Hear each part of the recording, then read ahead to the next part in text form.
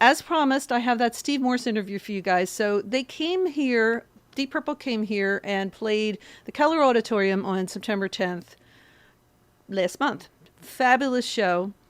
And I got to interview Steve Morse backstage. However, we didn't have a private room, so it was quite noisy, and I have edited this to cut out as much as possible given the time that I had to edit it.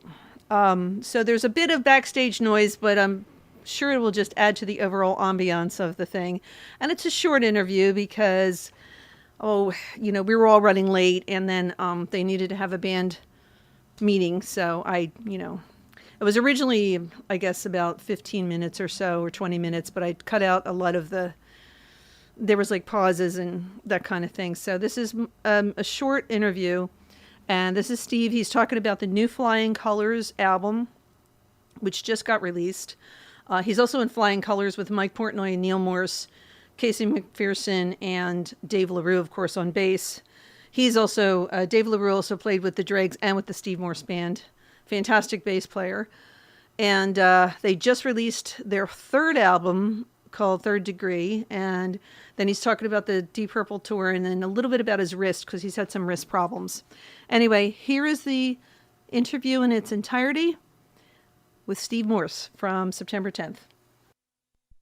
First thing I'm going to ask you about is Flying Colors, because I know you guys are just getting ready to release the third album titled Third Degree. Yes. So the recording process in the past has been sort of Google Drive, kind of collaborative. You guys put a lot of things on Google, but what was the process for this album? I don't think I used Google at all. We just simply transferred the stems to one another and made, if we made changes, we made those available to the guys in the band. Yet sometimes, like for instance, I would be putting my parts down at the same time that Neil would be putting his parts down. So we had different voicings on stuff. And occasionally we had to go back and modify something where there was a little bit of, where it just didn't sound as the same way we intended. But for the most part, it goes surprisingly well. And part of that is because we record as a band first. Everybody plays, and everybody pretty much outlines what they're going to be doing.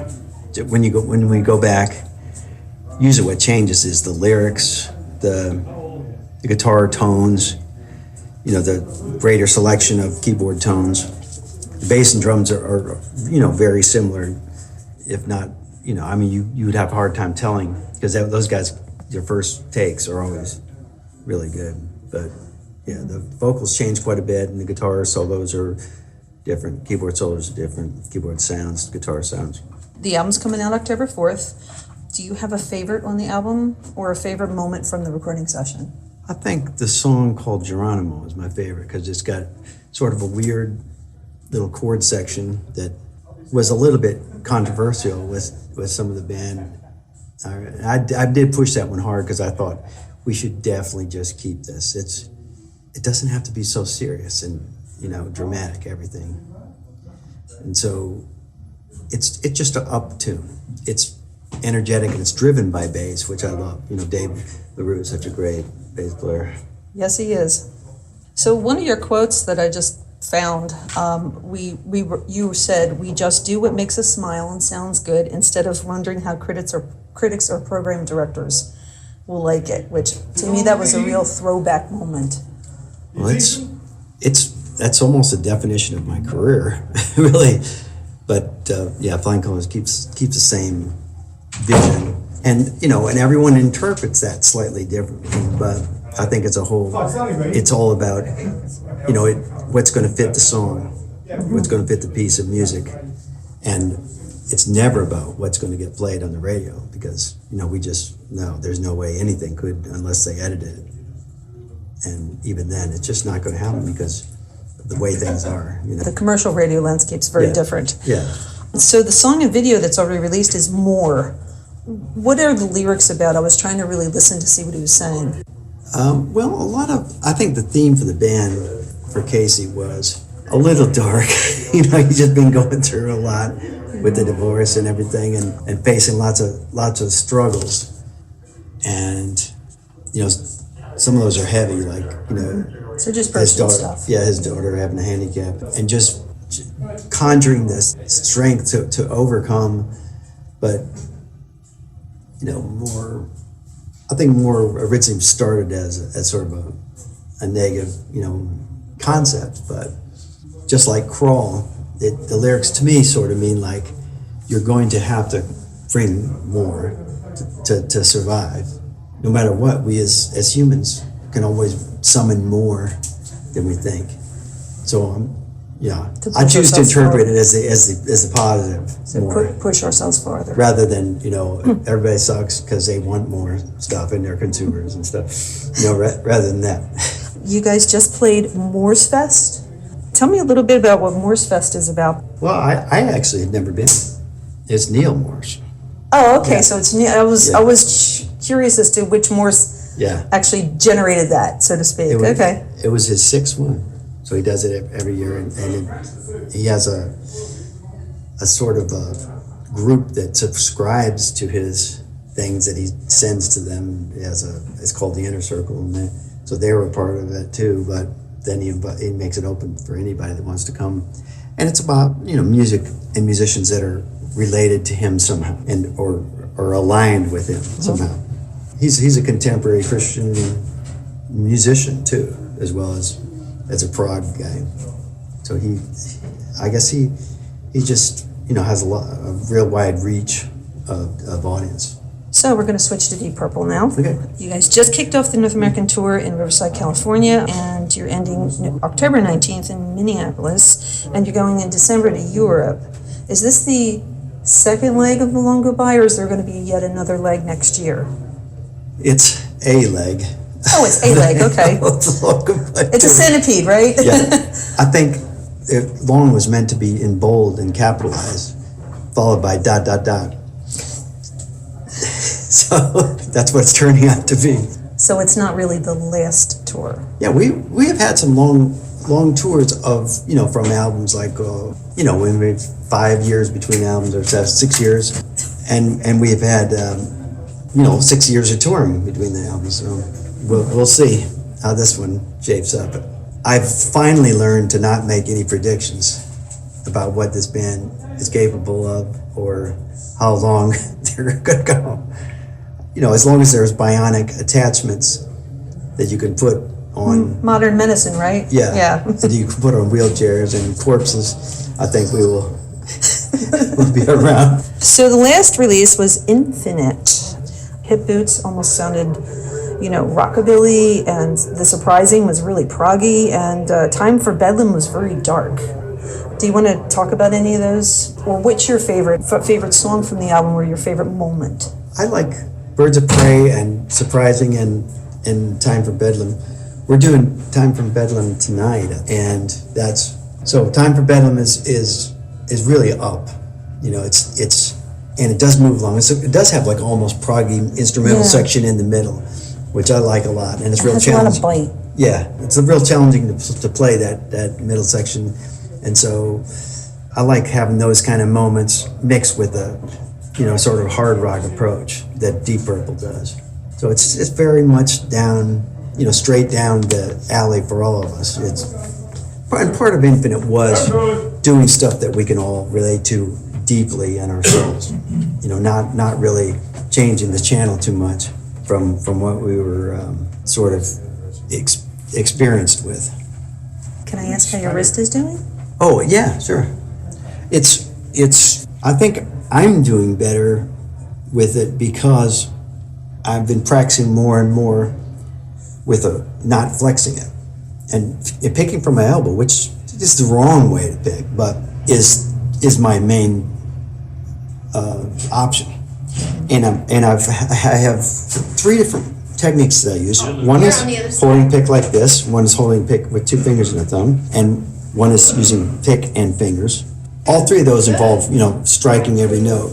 And there's even more options if you consider the legato style, where you hammer or pull off some of the notes, which I haven't really explored those options very much yet. But I'm still doing the alternate picking, but I'm using more flexible picks for less impact and more stiff wrist, and just approaching it just like if somebody said you have to make catering for 500 people and here's your budget and your budget is too low. Well, how do you deal with that? You don't give up. I mean, if you can't get any more money, you just find a way. You problem solve. Yeah, exactly. And that's what I'm up against. And I've made some strides, some positive strides with that. And I'm really glad. It's still, at the end of a gig at night, it's like I wish I could just saw it off and be done with it. But the adrenaline and the painkiller stuff I put on really helps. But practicing wise, keeping a real stiff wrist and a flexible pick has been a good solution for me to keep playing. Well, we're all happy for you because a lot of the fans have talked about that. I am too. Finally, I just wanted to mention about the Dregs reunion first. Thank you very much for doing that. I know it was a crazy, crazy time for all of you. And, It was intense. But we really enjoyed all the shows. And do you have just a favorite moment from that? Or something like maybe some of the guests, you had a lot of guest artists come and play on, on Crossroads. So do you have any moments from I'm sure they're like every night was special, but do you have any moments, a moment or two that stood out for you? Well, I think watching Steve Davidowski at the age of 75 get up and carry his 35-pound keyboard down the winding stairs from the dressing room to the stage, just so we could practice a little bit more before we went on. I love that. That's an inspiration to me, and it should be an inspiration to everybody to see somebody with that much energy and that making the most of their life. And that was awesome. Is there anything else you'd like to add? Yes, I think playing live music is sort of changing these days, and I want to thank everybody out there who supports live music, because it's an art form and a way of life that, like I said, is a little bit endangered because of the internet. It's good and bad, the internet for live music. Good ways are the instant advertising and availability of schedules and where can you see these guys play.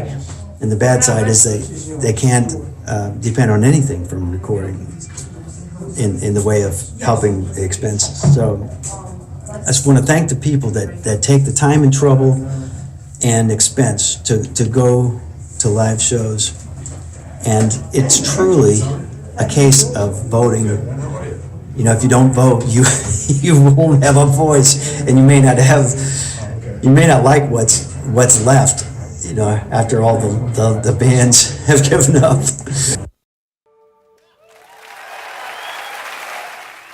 The Dixie Dregs live from their album Night of the Living Dregs. That's the title track. Yes, indeed. To weave it into also a Halloween theme, because I won't be able to do a Halloween show, so I'm trying to cover all the bases today. Steve Morse, of course, is the lead guitarist and the main guitarist of the Dixie Dregs. Before that, you listened to about a 11-minute interview I did with Steve Morse backstage at the Keller last month, talking about the new Flying Colors album. By the time I see you all next time, I will be playing that as well. And he also talked about the Deep Purple tour that's happening right now. They're finishing up here in the States, and then they're going across to Europe. So they're going to be quite busy from now till the end of the year. And Steve talking about, he's had some wrist problems, but he's dealing with it. He's changed his picking style. He's still sounds great. He still seems like he's having a great time on stage. The show is fantastic, and the guys seemed like they were having so much fun. And he was, even though things were very sort of hectic backstage and you could hear all the noises in the background, he was still very gracious and took the time to answer my questions and just share something. And I just really appreciated him taking the time. He's always been, he always seems to be so considerate and genuine and, just a all-around good guy. Plus, he can really play guitar. Have I mentioned that part?